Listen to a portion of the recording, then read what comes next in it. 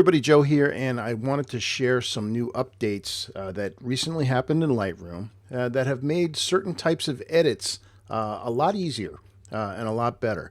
And while I'm not a huge fan of what's been going on with the AI upgrades to Lightroom and Photoshop, because I would much rather see Lightroom and Photoshop present us with images that look like our eyes saw them first, some of these upgrades are pretty cool as far as being able to edit. So as a case in point, I'm going to show you a couple demos with using some of these new tools. So let's go into the Develop module here in Lightroom.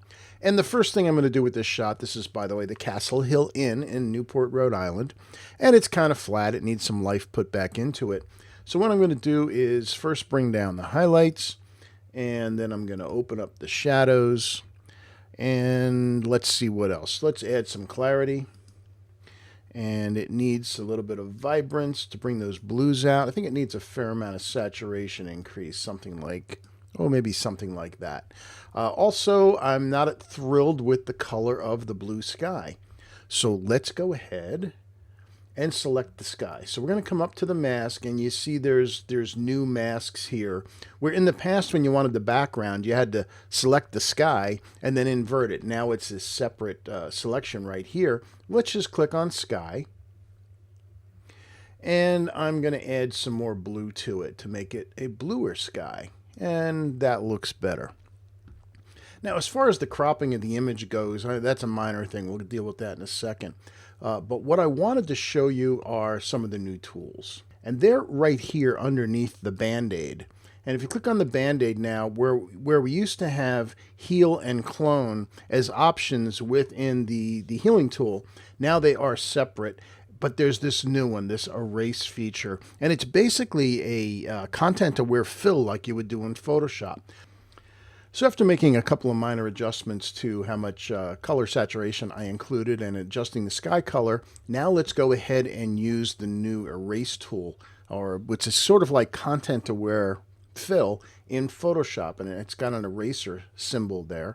And what I'm going to do is make the brush a little bit bigger, and I'm going to draw over top of the thing I want to get rid of. I'm going to get these lines, just draw around it so that it is covered.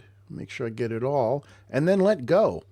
And look at that. Look how amazing that is. Now, I'm seeing a little bit of artifact left, but that, again, is easy to clean up after the fact.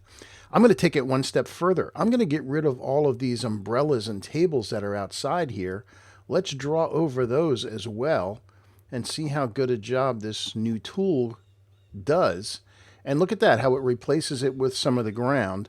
And I'm going to click a couple of spots to add a little more interest. There's one little remaining spot there. And where else? That's actually looking pretty good. Let's back off so we can see the entire image. And that's pretty impressive. And what I was thinking for this image as a final is going to be a 16:9 vertical. That's kind of how I saw it. Let's take away some of the foreground. Don't need that much. And I'm thinking something about like there. Oh, let's add a little vignette. We'll go to -12 on that. And then I'm going to add some light to the middle with a Shift M, which has remained the same. Shift M is a radial gradient. So I'm going to draw that, put it here, and angle it across the image to take us subliminally from the lower left to the building itself.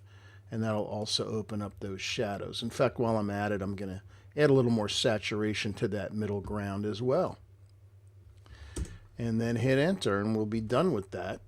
So let's go ahead and close the masks. So I'm going to make a copy and reset that so you can see what we were able to do. Let's go to full screen. Here's the original raw file. And with the new tools in Lightroom, we took that image to here.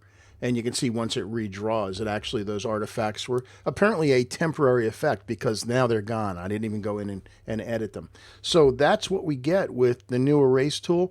I will admit that it is a nice upgrade and will save you having to go into Photoshop as often when you had to do your selections and content-aware fill. So very cool tool.